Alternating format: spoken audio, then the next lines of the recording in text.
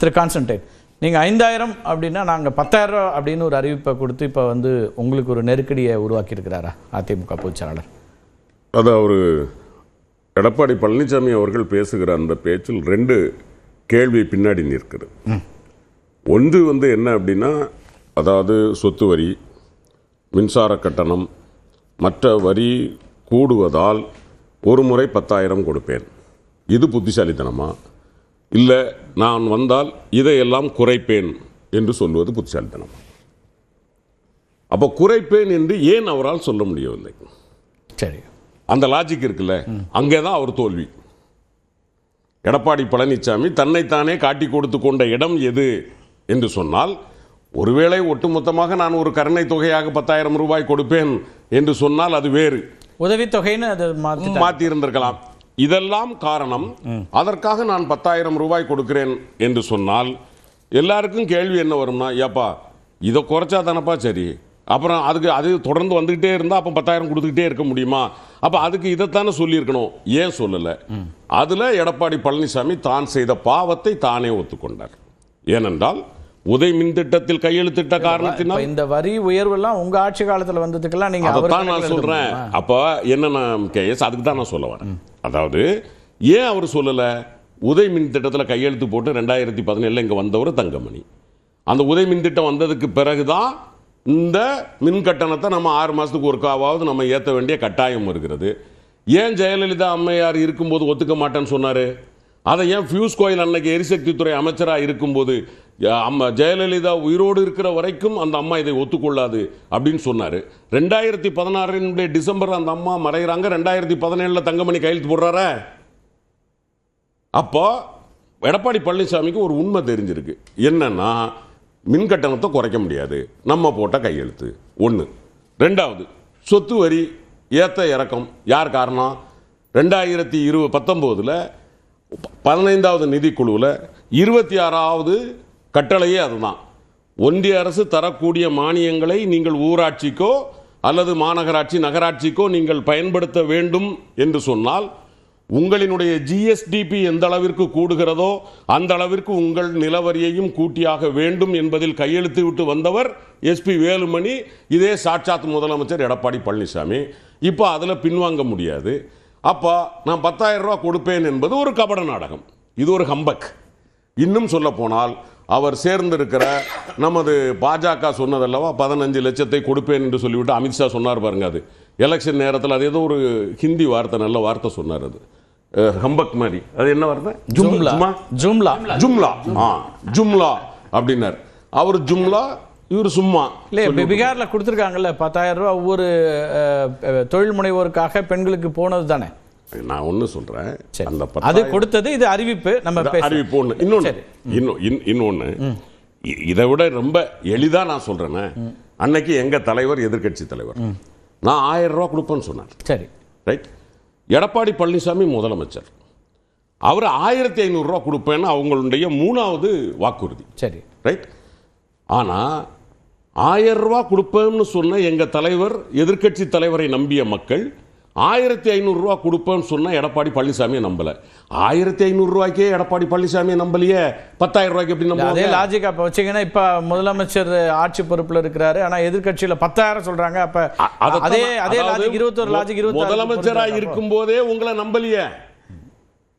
நான் கேட்கிற கேள்வி புரியுதா உங்களுக்கு? இல்ல, நான் என்னுடைய தர்க்கம் அது. முதலமைச்சரா இருக்கிற எடப்பாடி பழனிசாமி 1500 தான் சொல்றாரு. எதிர்கட்சி தலைவராக இருக்கிற தலைவர் தளபதி மு க ஸ்டாலின் 1000 ரூபாய் சொல்றாரு.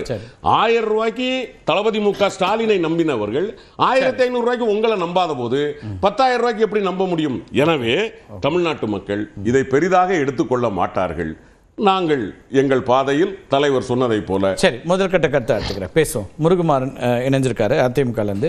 10,000 ரூபாய் ஒன் டைம் அப்படிங்கிறது இந்த 5000க்கான கவுண்டரா, பெண்களுடைய வாக்குகளை பெறுவதற்கான ஒரு முயற்சி அப்படின்னு இதை பார்க்கணுமா?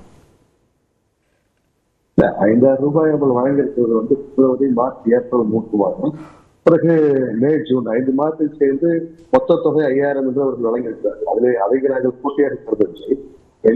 கோடைக்கால நிதி 2000 கொடுத்துதான் நீங்க தான் விமர்சனம் வச்சீங்க. அது சரி, அதான் நாங்களும் சொல்றோம். கோடை காலம் இப்போது மட்டும் தான் கோடை காலம் வந்திருக்குதா? 2022 வரலையா, 23 வரலையா, 24 வரலையா, 25 வரலையா என்று கேட்டேன். இருக்கிற பிரச்சனை என்னன்னு கேட்டா, தமிழகத்தினுடைய நிதி நிலைமை 15 முதலமைச்சர்கள் பெரியவர் ஓபிஆர் ராமசாமி ரெட்டியார்ல இருந்து கடைசியாக நம்முடைய எடப்பாடியார் வரை 4,56,000 கோடி ரூபாய் தமிழக அரசாங்கத்தினுடைய கடன் சுமை இருந்தது. இன்றைக்கு இந்த 5 ஆண்டுகளில் 4 ஆண்டுகள் 8 மாதங்களில் மட்டும் 4,96,000 ரூபாய் கடன் சுமை இருந்தது. இவர்கள் 2021 சொன்னார்கள், ரகுராம் ராஜன், அரவிந்த் சுப்பிரமணியன், சதர் டூப்ளே, ஜிம் கிரேஸ், எஸ் நாராயணன் போன்ற அறிஞர் பெருமக்களை கொண்டு நிதிநிலையை நாங்கள் சீராக்கி தமிழகத்தை நிதி வருவாயை உயர்த்தி நாட்டு மக்கள் மீது சுமத்தப்பட்டிருக்க நிதி சுமையை குறைப்போம் என்று சொன்னார். இதுவரை அது குறைந்திருக்கிறதா என்று கேட்டால் குறையும். நாங்கள் என்ன சொல்லுகிறோம் என்று சொன்னால், இன்றைக்கு சொத்து வரி, வீட்டு வரி, மின்சார கட்டணம், குடிநீர் வரி, சாக்கடைக்கு கூட இன்றைக்கு வரி போட்டிருக்கிறார்கள். எனவே இந்த வரி உயர்வை மக்கள் மன்றத்தில் மக்கள் மீது சுமத்தப்பட்டிருக்கிறது. எனவே அவற்றிற்காக மக்களுக்கு நாங்கள் உதவித்தொகையாக அல்லது கருணை தொகையாக 10,000 ரூபாய் வழங்குவோம் என்று நாங்கள் முன்வைக்கிறோம். இதுல நான் சொல்ல வேண்டிய கருத்து என்னன்னு கேட்டா, 2006 திராவிட முன்னேற்ற கழகத்துடைய தலைவர் 2 ஏக்கர் நிலம் தரன்னு சொன்னார். தந்தாரா? அந்த வாக்குறுதி தர முடியுமா? ஆனாலும் சொன்னாங்க, ஏன் தேர்தலில் வெற்றி பெற வேண்டும் என்ற இலக்குக்குத்தான் அவர்கள் சொன்னார்கள். வெற்றி பெற்றார்கள். சிறுபான்மை அரசாங்கம் என்றைக்கு அமைந்தது. ஆனால் கொடுக்க முடிந்ததா என்றால் அது கொடுக்க முடியாது. வாக்குறுதிகள் சொல்லுவது என்பது இன்றைக்கு திராவிட முன்னேற்ற கழகத்தை பொறுத்தவரையிலே நீட் தேர்வை ரத்து செய்வோம் என்று சொன்னார்கள், கல்விக்கடனை ரத்து செய்வோம் என்று சொன்னார்கள், நகைக்கடனை ரத்து செய்வோம் என்று சொன்னார்கள், பெட்ரோல் டீசல் விலைக்கு பெட்ரோலுக்கு 5 ரூபாய், டீசலுக்கு 4 ரூபாய் விலை குறைப்போம் என்று சொன்னார்கள், கேஸ் மானியம் ஒரு சிலிண்டருக்கு 100 ரூபாய் தருவோம் என்று சொன்னார்கள். ஆட்சியை நிறைவு செய்திருக்கிறார்கள். இந்த 5இல் ஏதேனும் ஒன்றையாவது செய்தார்களா? நம்பிக்கை என்பது எங்களை பொறுத்தவரையிலே புரட்சி தலைவர் எம்ஜிஆர், புரட்சி தலைவர் அம்மா, புரட்சி தமிழர் எடப்பாடியார். இது ஒரு குடும்பத்திற்கான ஆட்சி அல்ல. ஒரே குடும்பமாக தமிழகத்தில் இருக்கக்கூடிய மக்கள் ஆள வேண்டும் என்பதற்கான ஆட்சி என்பது நாட்டு மக்களுக்கு தெரியும். எனவே கருணையும் காருண்மையும் மனிதனையும் மாறுபட்டுப்பட்ட தலைவர்கள் எங்களுடைய தலைவர்.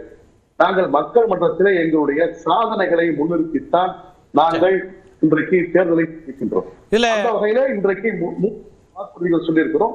அதுல இன்றைக்கு இந்த 10,000 ரூபாய் வாக்குறுதிக்கு முன்னாடி சொல்லக்கூடியதுல சொத்து வரி, வீட்டு வரி, மின் கட்டணம், குடிநீர் வரி போன்ற வரிகள் உயர்த்தப்பட்டிருக்கின்றன. அதனால குடும்ப சுமை பல மடங்கு கூடிடுச்சுங்கிறதா காரணமா சொல்றாரு திரு எடப்பாடி பழனிசாமி அவர்கள்.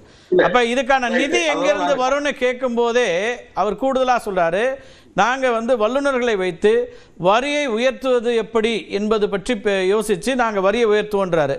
அப்ப என்ன நீங்க சொன்னீங்களோ காரணங்களா, அதுக்காக கொடுக்குறேன்னு சொல்லிட்டு மீண்டும் நீங்களும் வரி உயர்த்த போறோம்னு சொல்றது முரணா இல்லையா? இல்ல வரி திராவிட முன்னேற்ற கழகத்துடைய தலைவர் 5,000 ரூபாய் கொடுத்தார். அதற்கு அவர் சொன்ன காரணம் என்ன? மக்கள் நலன் திட்டங்களை நீதிமன்றத்தின் மூலம் எதிர்கட்சிகள் நிறுத்தி தடுக்க முயற்சிக்கிறாங்க குற்றச்சாட்டு வச்சாரு. ஆமா, தடுக்க முடியுமா?